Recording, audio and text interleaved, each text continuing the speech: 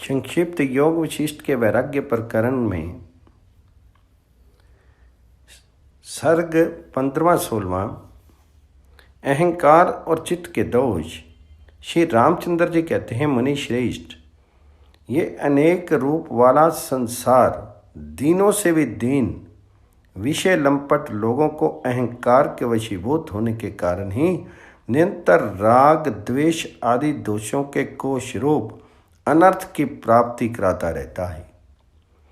अहंकार के वश में होने से ही मनुष्य पर आपत्ति आती है, उसे शारीरिक कष्ट भोगने पड़ते हैं। अहंकार से ही अनेक दुखद मानसिक व्यवस्थाएं होती हैं तथा अहंकार से ही राग अथवा दुष्चेष्टाएं होती हैं। जैसे बहेलिए के द्वारा मृगों को पकड़ने के लिए बहुत बड़ा जाल बिछाया जाता है, उसी प्रकार अहंकार रूपी दोष के कारण संसार रूपी अंधेरी रात में जीवों के मन को मोहित करने वाली विशाल माया बिछी हुई है। अहंकार शांति रूपी चंद्रमा को निगलने के लिए राहु का मुख है। पुण्य रूपी कमलों का विनाश करने के लिए हिम रूप वज्र है और सब भूतों में समदर्शिता रूपी मेघ का विध्वंस करने के लिए शरद ऋतु है। ऐसे अहंकार का मैं त्याग करता हूँ। न मैं अमुक नाम वाला हूँ, न विश्व में मेरी रुचि है, न मन ही मेरा है। मैं शांत होकर के मन को जीतने वाले महात्मा पुरुष की भांति अपने आप में ही स्थित रहना चाहता हूँ।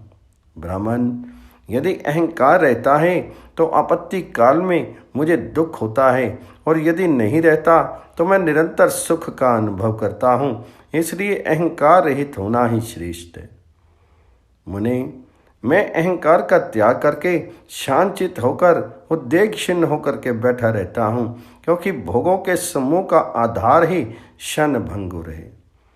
इस देह रूपी विशाल वन में जो घनीभूत अहंकार रूपी मोटा ताजा सिंह है, उसी ने इस जगत का विस्तार किया है, इसे अपनी क्रीड़ा स्थली बनाया है। मुनि, जैसे शत्रु किसी को मारने के लिए मंत्र तंत्र के द्वारा मारण उच्चाटन आदि का जाल फैलाता है, उसी प्रकार इस अहंकार के महान शत्रु ने संसार में जीव का पतन करने के लिए बिना मंत्र तंत्र के ही स्त्री पुत्र मित्र आदि के जाल फैला रखे हैं। इस अहंकार का मूल उच्छेद पूर्वक निराकरण कर देने पर ये सभी मानसिक दुश्चिंताएं तुरंत अपने आप विलीन हो जाती हैं।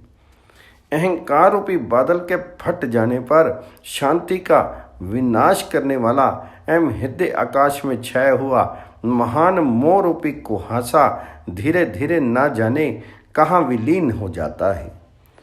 महाअनुभाव मुनीश्वर, जो संपूर्ण आपत्तियों का घर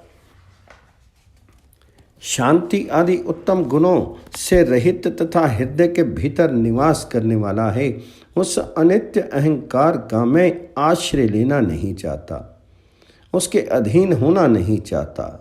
अपने सुदृढ़ विवेक के द्वारा मैं अच्छी तरह समझ गया हूँ कि ये अहंकार नामक वस्तु सब ओर से अतिशय दुख रूपी है।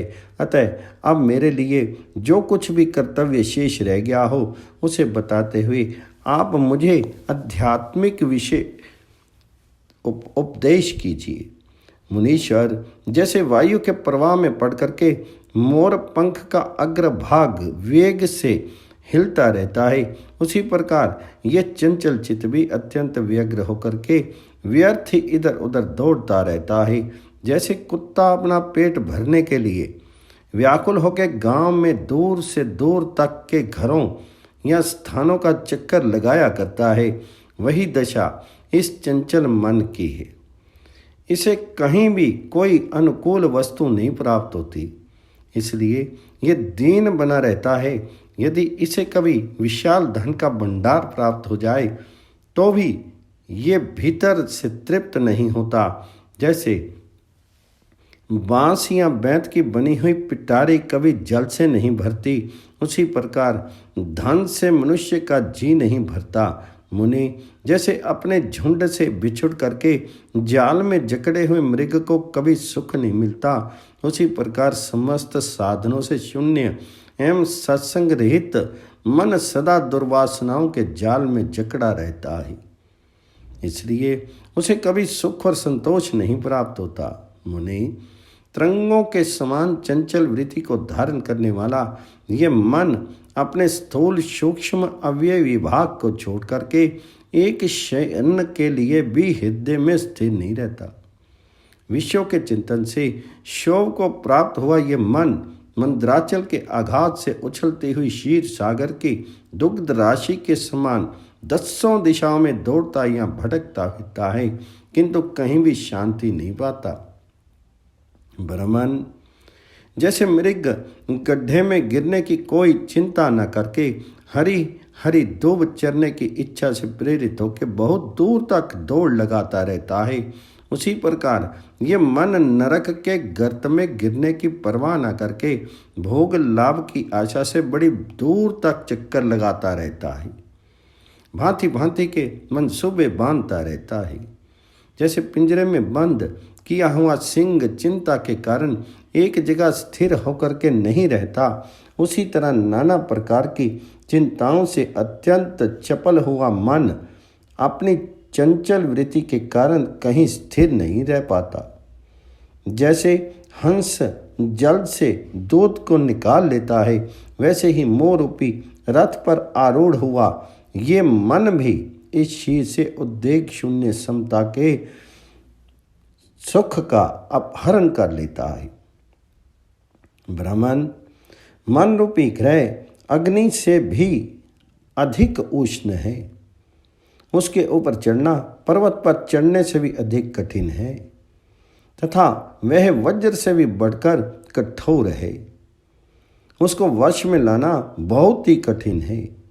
जैसे मांस भक्षी पक्षी मांस पर टूट पड़ता है, उसी प्रकार मन भी इंद्रियों द्वारा उपलब्ध होने वाले विषयों की ओर दौड़ पड़ता है, परंतु जैसे बालक पहले तो खिलौनों की ओर ललकता है, फिर उसे पाकर के थोड़ी ही देर में उससे मुंह मोड़ लेता है, उसी तरह ये मन प्राप्त हुए विषय से क्षण भर में ही विरत हो जाता है और नए नए विषय की खोज करने लगता है।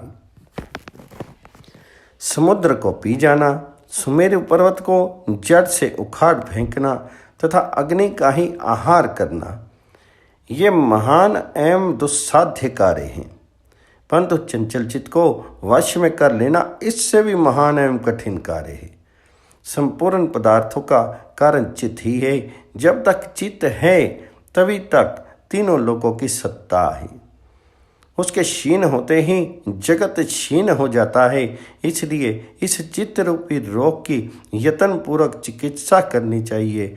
मुनि, जैसे महान पर्वत से अनेक वनों एवं कानों की उत्पत्ति होती है, उसी प्रकार मन से ये सैकड़ों सुख दुख पैदा हुए हैं, इनमें संशय नहीं है। अध्यात्म विषय विवेक से जब ये मन दुर्बल हो जाता है, तब ये सारे सुख दुख निश्चय ही पूर्ण रूप से गल जाते हैं, ऐसा मेरा विश्वास है। महान मुमुक्षु पुरुष जिसके जीते जाने पर शम दम क्षमा दया समता शांति संतोष सरलता आदि समस्त सद्गुणों के स्वाधीन होने की आशा करते रहे हैं, उस शत्रु रूप चित्त को जीतने के लिए मैं सब प्रकार से उद्यत हुआ हूँ। अतएव जैसे चंद्रमा मेघमाला का अभिनंदन नहीं करता, उसी प्रकार मैं तीव्र वैराग्य संपत्ति से युक्त होने के कारण जड़ और मलिन विलास वाली लक्ष्मी का अभिनंदन नहीं करता।